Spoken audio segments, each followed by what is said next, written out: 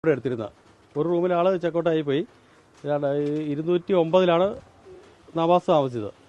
അപ്പം പുള്ളി ചെക്കൗട്ട് ആകാത്തതിൻ്റെ പേരിൽ നമ്മൾ വിളിച്ചു ചോദിച്ചപ്പോൾ ചെക്ക് ചെയ്യാൻ പറഞ്ഞു. അങ്ങനെ ചെന്ന് റൂമിൽ നോക്കി കഴിഞ്ഞപ്പോൾ റൂമിൽ നോക്കിയില്ല, ബെല്ലടിച്ച് കഴിഞ്ഞപ്പോൾ റൂം തുറന്നില്ല. അങ്ങനെ റൂം പോയി ജസ്റ്റ് ഒന്ന് പിടിച്ച് നോക്കി കഴിഞ്ഞപ്പോൾ ആൾ തറ കിടക്കുമായിരുന്നു.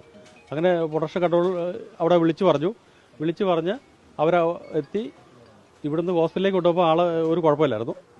പിന്നീട് എന്ത് സംഭവിച്ചത് അറിഞ്ഞില്ല. 25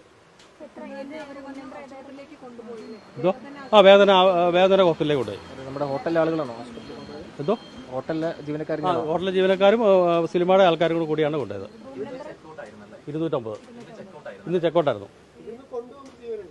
എന്തോ ഇവിടുന്ന് കൊണ്ടുപോയപ്പോൾ ജീവനുണ്ടായിരുന്നു.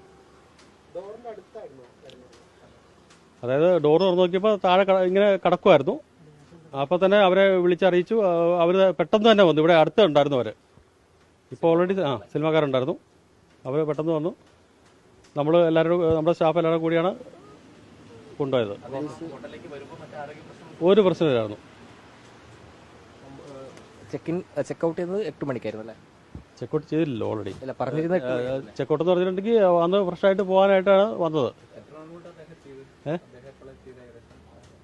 ടൈം കറക്റ്റ് അറിയത്തില്ല. എന്നാലും 5 മണിയോടുകൂടി എത്തിയിട്ടുണ്ടെന്നാണ് തോന്നുന്നത്.